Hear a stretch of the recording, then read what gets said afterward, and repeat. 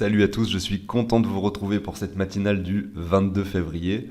Aujourd'hui, je vais vous parler de Memcoin. En fait, on va en regarder deux, dont un que je vais ajouter avec vous dans mon portefeuille en direct et je vais vous montrer comment faire, puisque c'est une crypto qui est vraiment très faiblement capitalisée, tellement faiblement qu'a priori elle est même pas dans le classement sur CoinGecko. Alors en fait, ouais, voilà, c'est juste que CoinGecko n'a pas l'information, peut-être qu'elle serait dans le top 1000 sinon, hein. Donc l'idée, c'est d'acheter du NVIR sur Uniswap pour vous montrer un peu, pour ceux qui ne connaîtraient pas trop la finance décentralisée, pour vous montrer comment ça marche. Et ensuite, on va voir les graphiques. Alors, je vais commencer par le Bitcoin, l'Ether, le Binance Coin. Je veux vous passer UOS parce que j'ai vu que beaucoup de personnes étaient intéressées par UOS. Hier, dans l'émission d'ailleurs, que j'ai complètement foiré sur son lancement parce que l'émission de l'après-midi, en fait, je l'ai publiée, je crois, à 17h15. Je l'avais programmée. En fait, j'ai vu que j'avais fait une connerie dans l'émission. Donc, je l'ai réenregistrée en parallèle. J'ai pas vu qu'en fait, elle avait été finalement publiée sur YouTube. Je m'en rends compte un quart d'heure après, elle avait déjà quasiment 100 vues. Du coup, c'était une bonne performance sur ma chaîne, donc j'étais un peu dégoûté. J'ai dû la supprimer pour ajouter la nouvelle finalement, et je me trompe encore. Enfin bref, c'était l'anarchie, et finalement, la vidéo d'hier, qui d'ailleurs, je vous le dis, aurait pu avoir de belles performances parce que le titre était un peu aguicheur, mais franchement, j'ai fait ça parce que le contenu est hyper intéressant. Donc si vous ne l'avez pas vu, n'hésitez pas, je vous la mets en haut à droite, à aller y jeter un œil. Je vous explique pourquoi est-ce que dans les semaines qui viennent, les altcoins pourraient bien sûr perdre quand même pas mal en valeur par rapport au Bitcoin en comparant un peu les graphiques actuels avec ceux de 2018. C'est franchement très très intéressant. Et donc aujourd'hui en bonus, donc en fin d'émission, je vous passe UOS et Polygon Matic. Allez, je vous passe la très courte intro, à tout de suite. Alors, comment je procède pour acheter du NVIR? Sur CoinGecko, je tape le nom de la crypto, je tombe sur sa page. Vous avez ici plein d'informations qui sont très intéressantes. Vous descendez, vous cliquez sur marché ici, et vous avez les différentes plateformes sur lesquelles vous pouvez acheter du NVIR. Donc vous voyez qu'il n'y en a pas beaucoup et que effectivement il faut regarder celles où vous avez un compte. Par exemple, moi j'ai un compte sur MEXC Global. Je peux également trader sur Uniswap puisque j'ai un portefeuille décentralisé sur MetaMask, bien sûr. Donc ce que je vais faire, c'est que derrière, il faut également regarder du coup les prix. Et c'est vrai que des fois sur certaines plateformes, vous avez des prix plus intéressants que sur d'autres.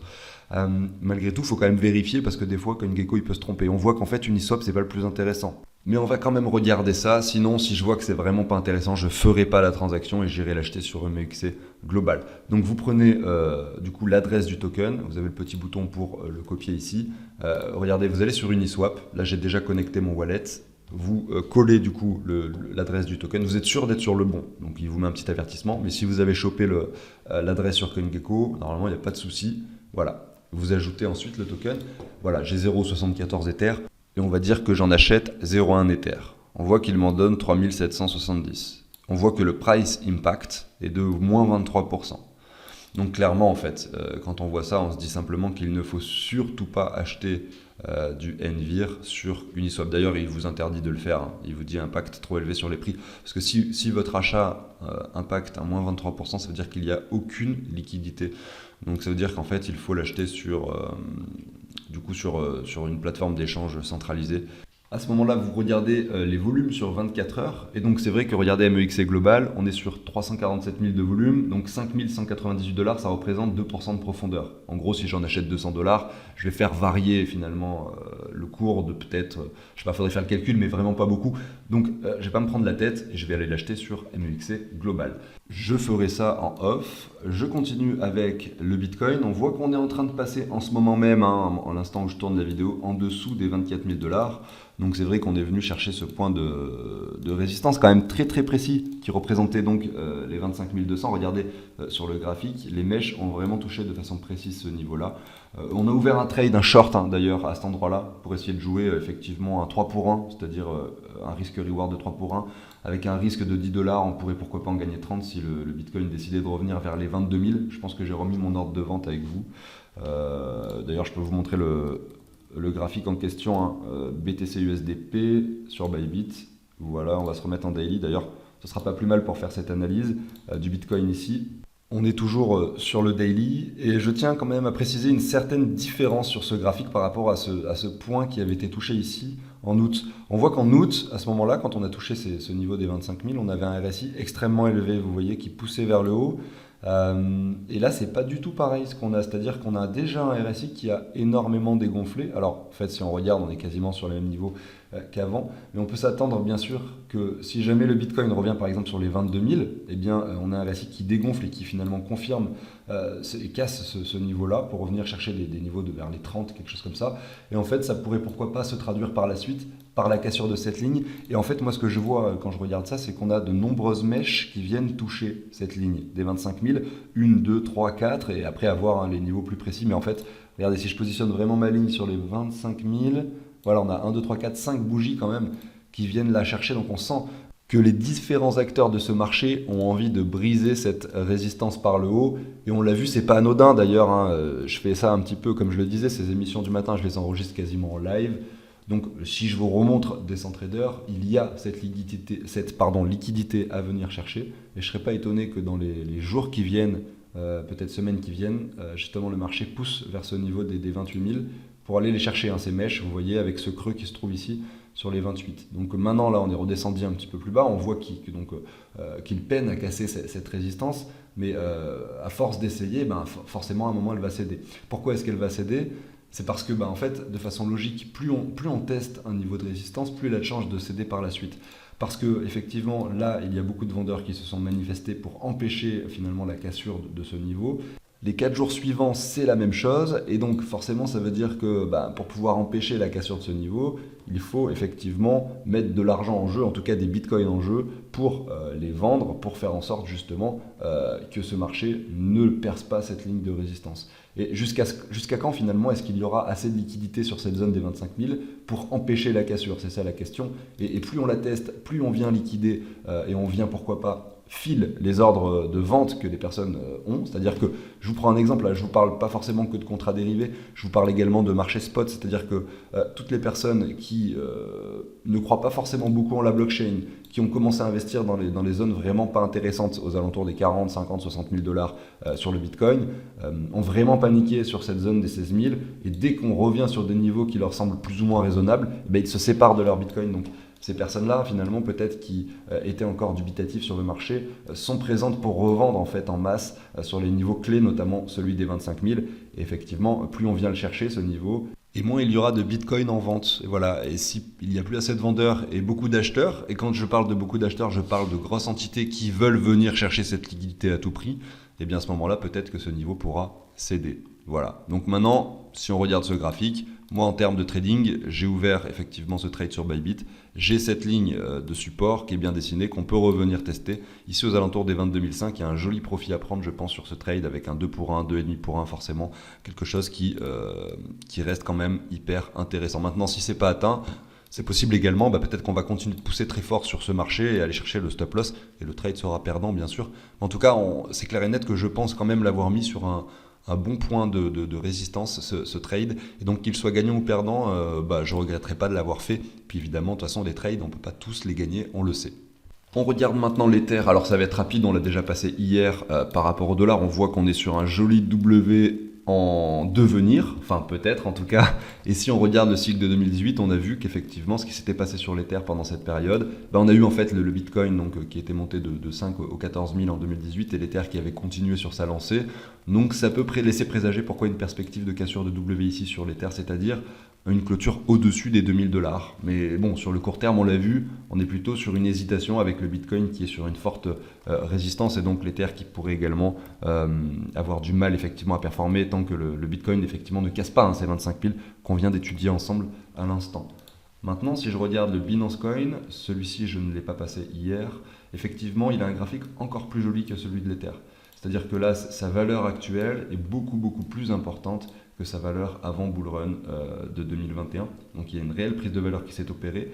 Et regardez, on n'est pas allé beaucoup plus bas sur le Binance Coin que les niveaux de mai 2021 quand il y a eu cette chute. Donc on sent que cette crypto-là résiste énormément.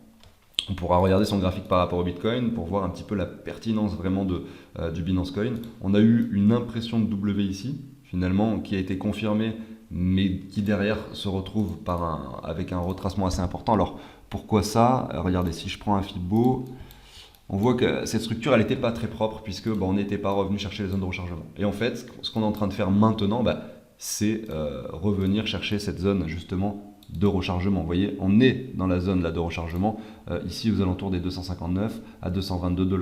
Maintenant, on rebondit dessus, on n'attend plus que la cassure de ce niveau. Donc ça va être, de toute façon, comme l'Ether et le Bitcoin, si finalement on perce ce niveau des 25 000 sur le Bitcoin, je serais prêt à parier également que le Binance Coin vient finalement clôturer au-dessus des 370 pour nous confirmer ce W. Maintenant, si on regarde simplement le Binance Coin par rapport au Bitcoin, regardez, c'est assez intéressant de voir que la semaine dernière était une semaine très négative pour le Binance Coin, en tout cas par rapport au Bitcoin ici. Donc effectivement, c'est la zone vraiment à venir chercher. On y est presque allé sur la mèche de cette semaine. Mais voilà, la zone à privilégier, c'est celle-ci. Les 12 300 Satoshi, honnêtement, pour ceux qui ont du Bitcoin, on va dire, à disposition, puis qu'ils ont pu effectivement jongler et revendre pas mal d'altcoins en 2022 pour du Bitcoin, et que vous souhaitez rentrer dans le Binance Coin, vous avez une opportunité à cet endroit-là. On peut très bien casser cette ligne par le bas, réintégrer ce canal, bien entendu, mais c'est une forte zone de support et donc il faut la saisir si jamais vous voulez absolument avoir du Binance Coin dans le portefeuille. Il faut saisir cette zone des 12 700 Satoshi selon moi, en tout cas avec un petit palier d'achat pour commencer, pourquoi pas. Voilà, donc là j'ai fini avec les 3 cryptos principales, on va enchaîner maintenant avec les meme coins. Donc pourquoi est-ce que je vous parlais de Envir tout à l'heure? Parce que déjà, sur ce graphique qui malheureusement n'a pas beaucoup d'historique, mais on voit que c'est assez joli. Pourquoi c'est joli? Parce que on peut se mettre, regardez cette ligne horizontale par ici, on voit qu'on est venu la percer par le bas, qu'on a fait un petit tour en dessous. Ici c'était en 2022, effectivement novembre, pendant le plus fort de la crise sur les cryptos. Ensuite on le casse par le haut, on vient le retester une fois, 2 fois, là on l'a retesté une 3e fois, on rebondit encore dessus. Mais comme je vous le dis, là, il n'y a pas beaucoup d'historique. Donc, c'est toujours bien d'aller sur CoinGecko tout de même, d'aller voir le graphique, cliquer sur Max, ici, regardez, et voir ce qui s'est passé depuis sa création. Donc, c'était en décembre 2021. On voit que cette crypto a touché les 45-46 centimes. Depuis, elle n'a fait que chuter comme tout le marché crypto de façon générale. On est venu chercher un all-time low. Regardez le prix. Donc, alors, je pense que c'était même avant le bull run. Ici, on est venu ici chercher en 2022 les 2 centimes approximativement. Aujourd'hui, on se retrouve sur les 3,5 centimes. Donc, on est toujours très très bas en termes d'historique, en tout cas sur cette crypto, sur sa globalité, vous voyez. Donc, malheureusement, nous, on n'a pas assez d'historique pour faire une analyse approfondie sur TradingView. Simplement, on observe que récemment, c'est-à-dire en février, le 2 février, donc là, on est le 22, il y a 20 jours, elle avait touché les 7 centimes. Là, on est sur les 3,5, donc 2 fois moins. Donc, vous voyez qu'il y a pourquoi pas, en tout cas même sur le court terme, donc un coup à jouer, à savoir qu'elle est très volatile. Regardez ici, en novembre 2022, on était sur les 2 centimes. Donc vous voyez que vous pouvez faire un x2 comme une division par 2 de votre investissement sur cette crypto en l'espace de quelques heures, quelques jours. Ça reste un meme coin. Et comment est-ce que j'ai découvert ce projet? En fait, moi je lis des actualités un peu tous les matins dans mon lit au réveil. Et c'était hier, je suis tombé sur cet article donc, qui parlait principalement de Baby Doge, qui sera donc la deuxième crypto dont on va parler, et Envir World, voilà, qui sont un peu qui d'après cet article, en tout cas, lead le marché des altcoins. C'est plus ou moins vrai, visiblement, vu la capitalisation de Envir. Mais ça semble être une bonne opportunité. J'ai effectivement découvert que cet écosystème était assez complet, notamment à travers cet article et également en allant voir le site web de Envir World. Il propose également la possibilité de faire des transactions avec des frais extrêmement faibles évidemment, et surtout la possibilité même de faire des transactions en étant offline. Donc envoyer finalement un token sans avoir internet.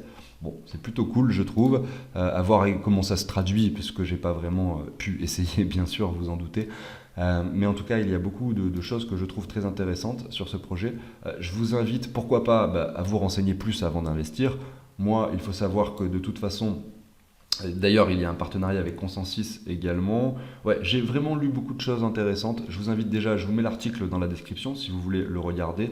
Et derrière, n'hésitez pas à vous renseigner par vous-même et à me donner votre avis sur ce projet. Mais gardez en tête que c'est un investissement très risqué, que cette crypto est très volatile. Il ne faut pas aller dedans avec de grosses sommes. Et également, gardez en tête que pour l'instant, elle n'est pas listée sur de grosses plateformes. Vous voyez, il n'y a aucune plateforme tier 1 ici.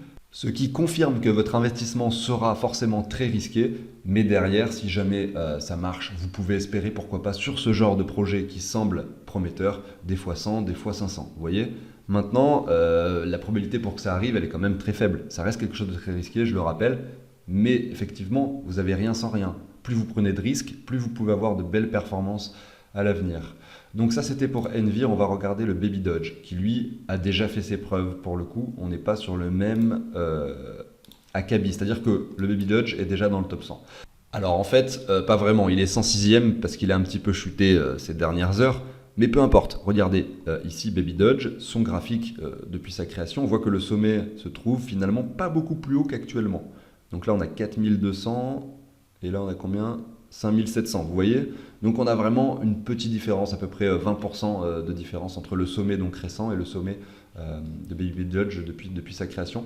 Donc il faut savoir que c'est un token qui est ultra déflationnaire. C'est ça qui va probablement attirer peut-être des investisseurs et c'est ça qui va faire sa différence et sa force par rapport à d'autres meme coins.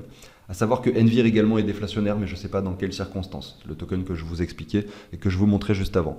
Donc ça veut dire quoi? Ça veut dire qu'à chaque fois que quelqu'un achète du Baby Dodge, eh bien, il a une taxe qui lui est prélevée de 10%. Donc déjà, vous prenez ça dans la tête. Vous achetez par exemple 100 $ de Baby Dodge et en fait, hop, vous en avez que 90. Vous avez déjà perdu 10 $ à l'achat. Mais c'est ça qui est intéressant, c'est parce qu'ils vont prendre les cryptos en plus, ils vont les brûler. Ça veut dire qu'au fur et à mesure du temps, du coup, son offre en circulation va faire que diminuer. Et ça veut dire également que donc elle va devenir de plus en plus rare. Et donc cette taxe incite les gens effectivement à hold la crypto, à la garder sur une longue période de temps. Ce qui veut dire que ça va réduire le nombre de vendeurs. Et peut-être, du coup, si jamais l'euphorie se fait sentir, augmenter le nombre d'acheteurs. Donc, pourquoi pas voir cette crypto monter en 2023, en 2024, j'en sais rien. En tout cas, avec une petite somme, ça se tente. Je trouve ça cool quand même d'aller investir un peu dans tous les secteurs qui existent, même si c'est un secteur comme les meme coins, puisqu'on sait que ça peut nous fournir de grosses performances, même si ce sont pas ce sont des projets qui sont conçus comme des blagues. Derrière, on voit qu'il y en a certains qui sont quand même vachement plus aboutis que ce que l'on aurait pu imaginer.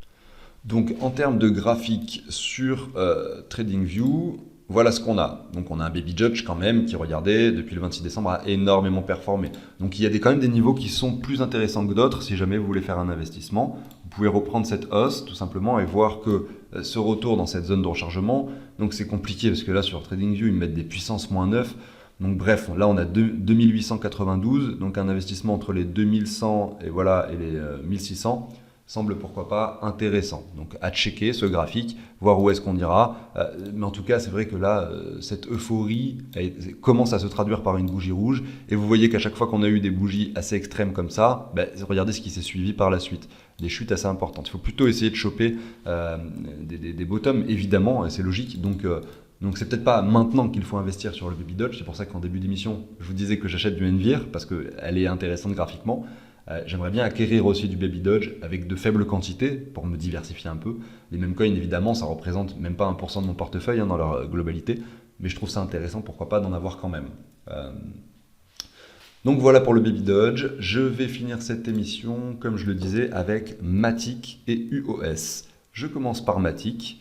Matic USD. Alors, hier on m'a demandé, oui, parce que je l'ai passé rapidement en fin d'émission, on m'a dit quels sont les niveaux intéressants pour Matic. Donc on va essayer de répondre à cette question.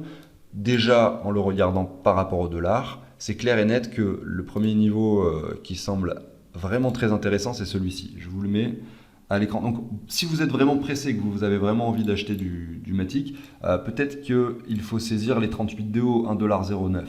Mais honnêtement, moi j'attendrai plus bas, notamment les 79 centimes. Est-ce que ça va arriver? Honnêtement, impossible de vous le dire. On a un joli canal en expansion. Si on vient retester le bas du canal, voilà, on a vraiment un fort support ici. Donc si vous voyez un jour un Matic à 80 centimes, sachez que c'est peut-être l'opportunité un peu de cette année et des années qui suivent même pour investir dedans. Maintenant, si on le regarde par rapport au Bitcoin, et là vous allez voir que effectivement, ça vaut le coup d'attendre quand même, je pense, pour acheter du Matic. On est très très haut, pareil, première bougie rouge, mais on est vraiment sur un canal haussier là, par rapport au Bitcoin. Matic est en train de péter tous les niveaux. Alors, on a un canal en expansion en fait, vous voyez, comme ceci, parce que le crash de l'année dernière, au mois de mai-juin, était vraiment extrême avec l'histoire Terra Luna. On était venu chercher à aider alors je crois que c'était les 30 centimes, et là par rapport au Bitcoin, les 1800 Satoshi. Et donc voilà, on commence un petit retracement. Regardez, si on prend cette hausse qui a eu lieu depuis, on n'a vraiment aucun retour en zone de rechargement. Il faut vraiment s'attendre à à ce genre de choses. Je pense pas que ça puisse casser tous les niveaux comme ça d'un coup. Puis si ça le fait, tant pis, moi je me contenterai des matiques que j'ai, puis c'est tout. Si ça chute de nouveau dans cette zone, peut-être que je privilégierai un nouveau palier, un achat sur cette crypto qui me semble quand même très prometteur pour l'avenir. Voilà, donc ça c'était pour Matic, et je vais clôturer cette émission avec UOS, parce que j'ai bien vu que ça intéressait beaucoup de monde. Alors on commence avec USD. On voit que là, le sommet, c'était les 2,50 $. On revient sur les 23 centimes aujourd'hui. On a cette espèce de W qui, en fait, n'en est pas un. Regardez, on fait un nouveau bottom ici au mois de décembre 2022. Et là, voilà, grosse performance en début d'année. Super cool. Franchement, super cool. Ça nous donne l'indication que peut-être on pourrait se reprendre à l'avenir. Mais voilà, un peu comme à l'image de ce qui s'est passé ici entre le mois de juin et le mois de septembre. On a eu cette petite reprise qui pouvait laisser espérer tout le monde, sauf que c'était vraiment juste après le crash, on pouvait s'attendre à un nouveau plus bas. Exactement comme maintenant, hein, rien ne nous indique que là on va pas faire de nouveau plus bas, parce qu'on a aucune structure de dessinée, on a une jolie pente baissière comme ça. Donc ce niveau effectivement des 15 centimes, il peut être atteint, donc attention à garder des paliers pour effectivement jusqu'aux 15 centimes sur UOS. Malgré tout, on peut espérer, dans le contexte actuel, avec le marché des cryptos qui se reprend un petit peu de façon générale, un retour uniquement aux 20 centimes, c'est-à-dire une zone de rechargement, et à ce moment-là, pourquoi pas la traduction par la suite d'un W. Ça serait finalement le cas le plus joli, la chose que l'on peut espérer de plus optimiste. Donc honnêtement, un premier palier d'achat, effectivement, admettons, sur ES si vous n'avez pas encore investi, ça serait ici entre les 22 et les 20 centimes. Là, il y a un bon niveau ici entre les 22 et les 20 centimes. À saisir sur un ordre, probablement, parce qu'on ne va peut-être pas y rester longtemps. Donc ça, c'est UOS USD. Maintenant, moi, ce que je me demande, c'est à quoi ressemble le graphique de UOS par rapport au Bitcoin. Il est tout aussi bearish que... Alors, désolé pour ces trucs à l'écran, là, ces lignes jaunes, j'avais dû le faire sur une vidéo, une analyse, visiblement un peu anarchique. Bon, on fait toujours des nouveaux bottoms, donc c'est pareil, hein, UOS, même par rapport au Bitcoin, il ne nous dessine pas quelque chose de bullish pour l'instant. Voilà. Donc, est-ce que c'est à saisir maintenant? Franchement, avec du Bitcoin, mettre un palier maintenant, pourquoi pas? On est quand même ici sur un nouveau plus bas. Et si on reprend bien sûr cette hausse de 2021, vraiment, regardez, on reprend tout ça. On est même en dessous des 78,6, on est proche des 85,4. Donc là, vraiment, forte zone, sur le long terme en tout cas, forte zone de support.